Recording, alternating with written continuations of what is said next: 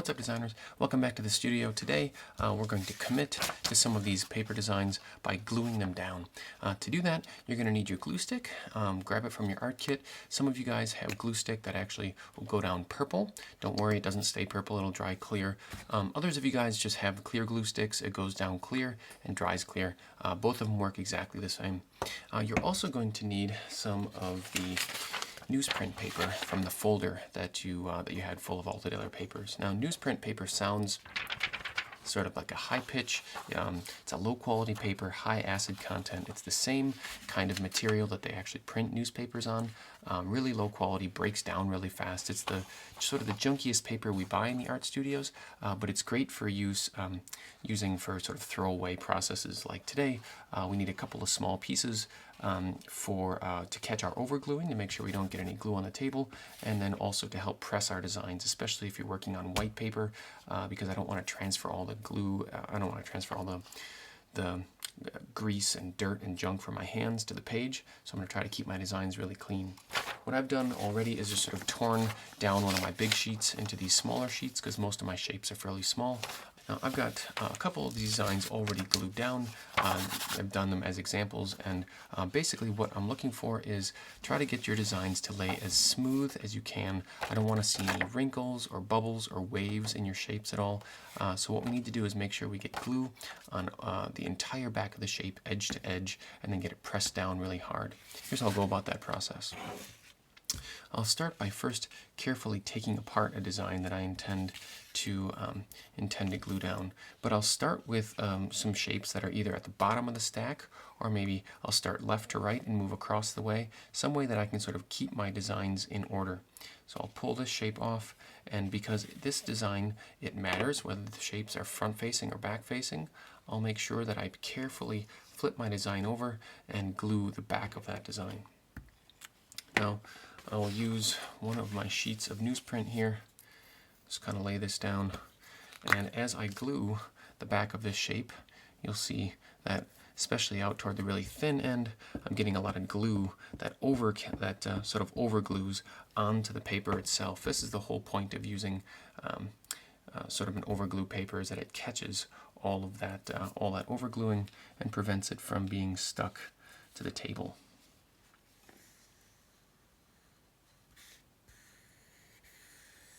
With a real light press on the paper.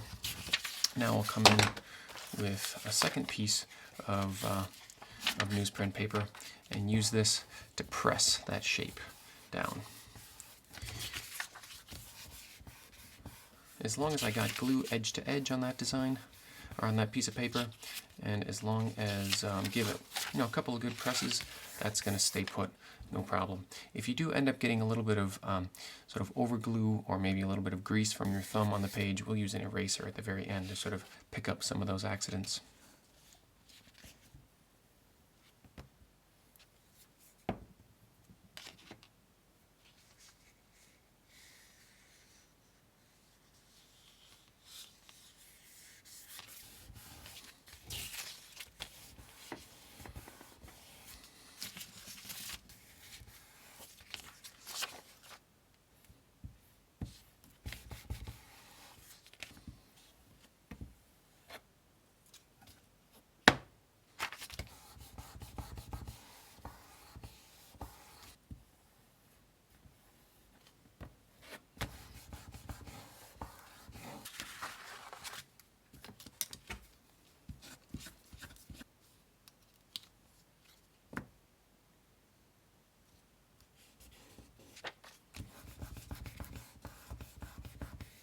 When you've got your design completely glued down, make sure you do a good job of packing up your glue stick. If you made a mess of the tip at all, use your overgluing sheet just to sort of catch any big chunks that may have sort of gooped up around the edge of the glue stick, and cap that up nice and tight. If you leave it uncapped, it'll dry out in a matter of hours. That's a really good idea to get that covered. Also, your overgluing sheets, these are not probably worth keeping and reusing. You're going to end up kind of ooching that glue all over future designs, so you can take those and throw those away. Now, if you've got any sort of grease or pencil marks or anything on your design that you want to get cleaned up, you could try to use your brick eraser just to sort of work around those edges. I'm not going to guarantee that everything will come off of this white paper, but you know, greasy fingerprint or something like that, you know, might be worth trying to get off. In this case, I have a little bit of I have a white shape on top of the white paper to use as a mask, and I'm hoping that the camera just sort of erases that from the edge. If not, we'll use a little bit of Photoshop to kind of clean those up. But now let's get these designs transferred to the computer and get them prepared for our digital work. So we've been using our smartphones all along to record these things, just sort of taking quick photographs. Now, it can be maybe a bit of a challenge for you guys to figure out how to get images from your phone to your laptop, right? So we're going to be doing a lot of our design work in the computer moving forward after we get these things glued down, and we're going to sort of see what the computer can do to sort of help us enhance this, but we got to get them workable first. Now, I'm looking for about 50 to 100 designs. We'll call them design sketches, and they're probably saved in your phone over the week and a half or so that we were doing this in class. And if you happen to do any at home, 50 to 100 seems like kind of a giant range. I know the big idea here is some of your designs may be fairly simplistic, right? They may be more like symbols. That's okay. I'll probably see closer to 100 if that's the case. But if you're working on really complicated designs, maybe really intricate patterns, maybe I'll see fewer of your designs. That's okay too. I'm not going to make judgments on the quality of designs yet. It's just important for me to know that you had the experience of producing that many designs. Coming back to that same exercise over and over again is just going to be good generative practice for you. So let's actually get into the computer and figure out how to get this thing transferred. Now, I kind of prefer this technique. I like to, plug in the charging cable or the data transfer cable into my laptop. But there's a piece of software in the computer that I like to use, and it's going to be specific to the Mac OS platform. If I come down here to my dock, I already have it installed. It's called Image Capture. If you don't have Image Capture down in your dock, you can just type in Image Capture in the sort of search bar up here, and it'll launch this program.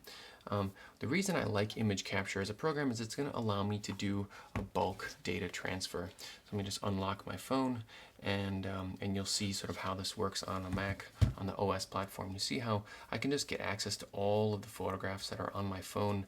I can just copy and paste these things all over in one big chunk.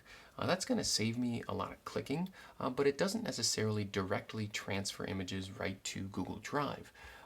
So, in order to do this transfer, I'll just sort of talk through this one first. I'm going to put a folder on my desktop and just call this Cut Paper Images or Cut Paper Designs. And what I can do is just kind of start clicking. I could drag and drop them one at a time, but that's going to take me a while. So instead, I'll select this image, scroll down, and hold Shift to grab a whole chunk of them. I just have a few other images on my phone or a few other videos, but as I drag and drop this over, this one, will grab 16 images at a time and upload them. I can do a few more here, and this is likely, one day worth of class. Another day worth of class. Here's 28 more images, right? That's really fast. Now that's going to put the folder right onto my desktop.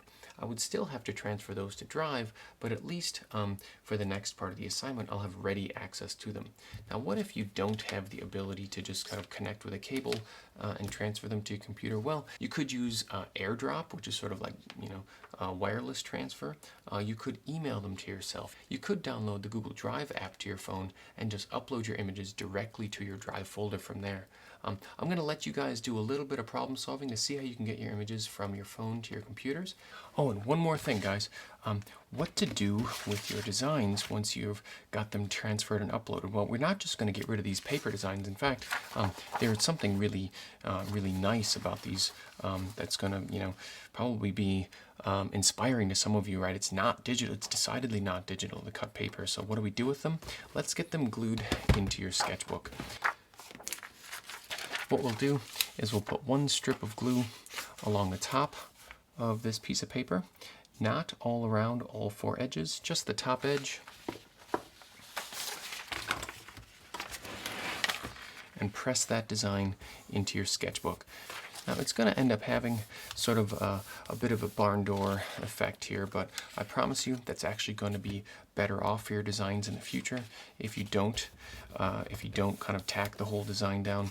The paper that your designs are glued to are a different type of paper than your sketchbook paper, and it's good that we allow those two to sort of expand and contract at different rates. So just tack along that top edge, and I'll see you guys in the studio.